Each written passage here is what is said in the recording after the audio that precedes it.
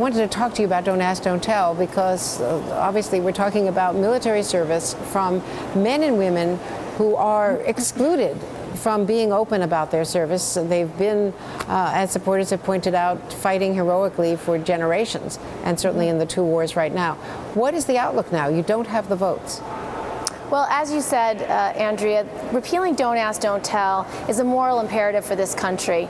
We are literally saying to men and women who want nothing but to serve this country and give their lives for this country that they can't based on who they love. I can't think of a more corrosive, destructive, immoral policy for the U.S. government to be supporting in this day and age.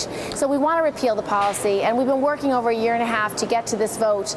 I'm not optimistic that we will pass it on this first vote and override the filibuster. But I do think this will happen this year, and we just have to keep fighting for it. This is what John McCain had to say. Obviously, John McCain had, in a previous iteration, said that he would follow the Joint Chiefs, he would follow the military. Now they haven't completed their study or survey, but certainly we've heard from Mike Mullen, from Admiral Mullen, we've heard from Secretary Gates. This is what John McCain had to say in this debate.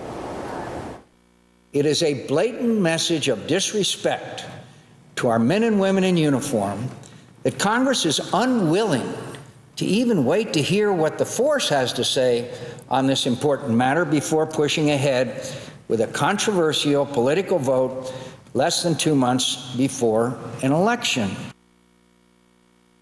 I disagree with Senator McCain for at least two reasons. First, we've heard from the military. We've had hearings with many members of the military, including Admiral Mullen, the chairman of the Joint Chiefs of Staff, testifying that it undermined the whole integrity of the armed services. And in fact, he said that he's talked to commanders from other militaries that have repealed similar policies, and that he had every confidence that our armed services members could implement this policy without any undermining of morale. So I feel we've very much heard from the military. There's been many published reports, and this is something that we've debated with military leaders for a very long time.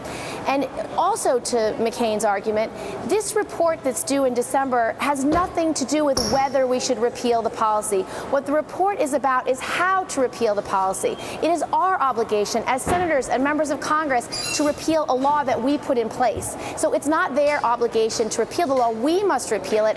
Their report goes solely to how to implement and their advice and guidance. And all the vote is about today is to basically say that they may move forward with implementing their recommendations. Senator Gillibrand, thank you very much. You and Lady Gaga on the same side of a debate. Who knew?